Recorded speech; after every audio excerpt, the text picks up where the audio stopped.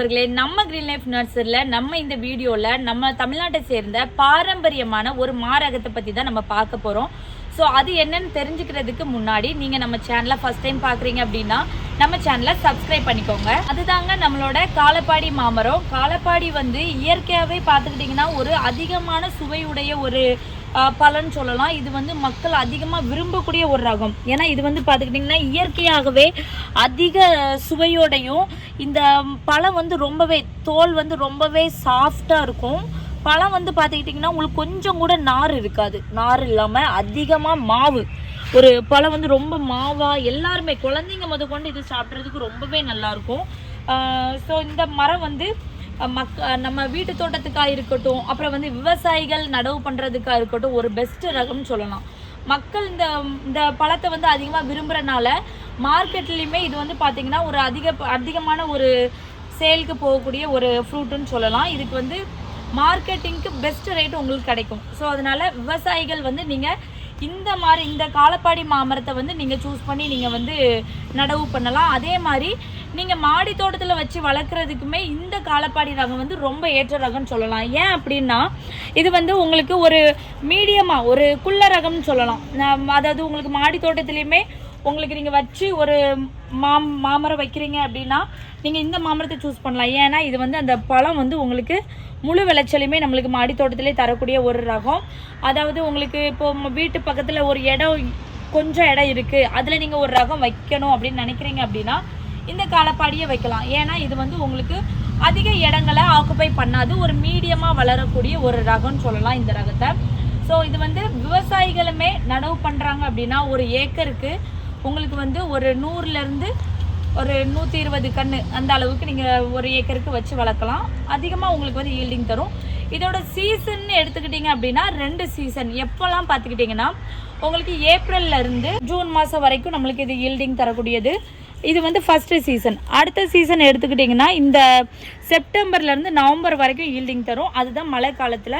So இது வந்து சம்மர்லேயும் நம்மளுக்கு வந்து மழை காலத்துலேயும் இது வந்து நம்மளுக்கு ஈல்டிங் தரும். ஸோ இந்த 2 சீசனுக்கு இந்த காலப்பாடி வந்து கண்டிப்பாக காய்க்கும். சிலவங்க ஒரு சீசனுக்கு காய்க்குன்னு சொல்லுவாங்க, பட் ஆல் சீசன் சொல்லுவாங்க. அப்படி எதுவும் இல்லை. இது வந்து கண்டிப்பாக நம்மளுக்கு 2 சீசனுக்கு காய்ப்பு தரும். அதுதான் இந்த காலப்பாடி மாமரம். ஸோ இது வந்து ரொம்ப இனிப்பு தன்மையோடு இருக்கும். அதாவது நீங்கள் இப்போ விதை செடிகள் வைக்கும்போது உங்களுக்கு வந்து ஒரு 5லேருந்து 6 வருஷம் ஆகும் இது காய்க்கிறதுக்கு. இந்த மாதிரியான ஒட்டு செடிகள் நீங்கள் பட்டிங் கிராஃப்டிங் செடிகளை வைக்கும்போது உங்களுக்கு 1.5 வருஷத்துலேருந்து இது வந்து பூக்கள் தர ஆரம்பிச்சிடும். பட் நீங்கள் பூக்களை அலோவ் பண்ணாதீங்க, எடுத்து விட்டுருங்க. ஏன் அப்படின்னா உங்களுக்கு வந்து செடி அவ்வளோ ஃபாஸ்ட்டாக க்ரோ ஆகாது. ஸோ நீங்கள் வந்து ஒரு 3 வருஷம் 2 வருஷம் கழித்து நீங்கள் ஈல்டிங் எடுப்பீங்க அப்படின்னா உங்களுக்கு பிளான்ட் இந்த அளவுக்கு க்ரோ ஆகிரும். இந்த செடிகள் பார்த்துக்கிட்டிங்கன்னா உங்களுக்கு கிட்டத்தட்ட 3 வருஷம் ஆன பிளான்ட்டு. ஸோ ஈல்டிங் பார்த்துக்கிட்டிங்கன்னா நம்ம வந்து அதிகமாக பூக்கள் அலோவ் பண்ணலை, எடுத்து விட்டுட்டோம். ஸோ 2 ஃப்ரூட்டு தான் நம்ம அலோவ் பண்ணியிருக்கோம். ஸோ தரையில் வச்சிங்க அப்படின்னா இதை விட உங்களுக்கு அதிகமாக பூக்கள் பிடிச்சி காய்கள் வச்சுருக்கோம். நம்ம பூக்கள் எடுத்து விட்டுட்டோம்.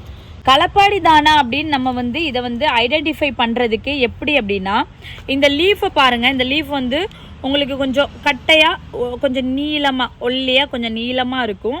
அதே சமயத்தில் ஃப்ளெக்சிபிள் ஆகும், கொஞ்சம் ஃப்ளெக்ஸ் ஆகும், அந்த சாஃப்டாக இருக்கும். கொஞ்சம் அந்த லீஃப் வந்து சாஃப்டாக இருக்கும். உங்களுக்கு பார்க்கும்போதே தெரியும் லீஃப்லாம் கொஞ்சம் சாஃப்டாக இருக்கும்.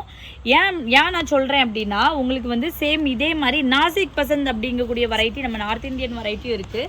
ஸோ அதுவும் இதுவுமே பார்த்தீங்கன்னா கொஞ்சம் கிட்டத்தட்ட சேமாக இருக்கும். சிலவங்க களப்பாடியை வந்து நாசிக் பசந்துன்னு சொல்லிட்டு நிறைய பேர் வைக்கிறாங்க. ஸோ அதனால தான் நீங்கள் வந்து அடையாளம் தெரிஞ்சுக்கிறதுக்கு இந்த லீஃபை பார்த்தே நீங்கள் வந்து அடையாளம் தெரிஞ்சுக்கலாம். நாசிக் பசந்தோட லீஃப் எப்படி இருக்கும் அப்படின்னா சேம் இதே மாதிரி தான். பட் என்ன அப்படின்னா இதை விட உங்களுக்கு லீஃப் இதை விட கொஞ்சம் ஒல்லியாகவும் லீஃப் வந்து இதை விட கொஞ்சம் நீளமாகவும் இருக்கும். அதே சமயத்தில் அந்த லீஃப் வந்து கொஞ்சம் ஹார்டாக இருக்கும், கொஞ்சம் திக்னஸ் வந்து அதிகமாக இருக்கும். ஸோ அதுதான் நீங்கள் வந்து இந்த களப்பாடியை ஐடென்டிஃபை பண்ணுறதுக்கு. சேம் அதே மாதிரி களப்பாடி மாம்பழத்தில் வந்து உங்களுக்கு ஒரு மாவுத்தன்மை, அந்த மேலே வந்து ஒரு மாவுத்தன்மை இருக்கும். ஒரு மாவு இது வந்து பழுக்கலைன்னும் உங்களுக்கு பழுத்ததுக்கப்புறம் அது வந்து தனியாக தெரியும், ரொம்பவே இனிப்பாக இருக்கும். சேம் அதே மாதிரி தான் நாசிக் பசந்துமே உங்களுக்கு நல்ல இனிப்பாக இருக்கும். பட் அதுக்கு இதுக்கும் வேரியேஷன் உண்டு. இந்த களப்பாடி மாம்பழம் வந்து அதிக நாள் நீண்ட நாள் வந்து நம்மளுக்கு வந்து அந்த லைஃப் கிடைக்கும். அதாவது அந்த கெட்டு போகாது. பழம் வந்து அவ்வளோ சீக்கிரத்தில் வந்து அதோட லைஃப்பை வந்து இழக்காது. அந்த அளவுக்கு அந்த பழத்தோட தன்மை வந்து அவ்வளோ ஒரு நல்லா இருக்கும். கிட்ட பட்டிங் செடிகளாக பார்த்தீங்க அப்படின்னா ஒட்டு செடிகள், பட்டிங் கிராஃப்டிங் செடிகள் நம்மகிட்ட அவைலபிள் இருக்குது. ஸோ இந்த மாதிரி பெரிய செடிகள், ஃப்ரூட்டிங் ஸ்டேஜ் செடிகள் வேணும் அப்படின்னாலும், இல்லை உங்களுக்கு இந்த மாதிரியான சின்ன செடிகள் வேணும், அதாவது விவசாயிகள் நிறைய சின்ன செடிகள் நீங்கள் நடவு பண்ணணும் அப்படின்னாலுமே நீங்கள் வந்து நம்மளோட நம்பருக்கு 7305179473 அப்படிங்கக்கூடிய நம்பருக்கு கால் பண்ணி நீங்கள் ஆர்டர் ப்ளேஸ் பண்ணிக்கோங்க. தேங்க்யூ.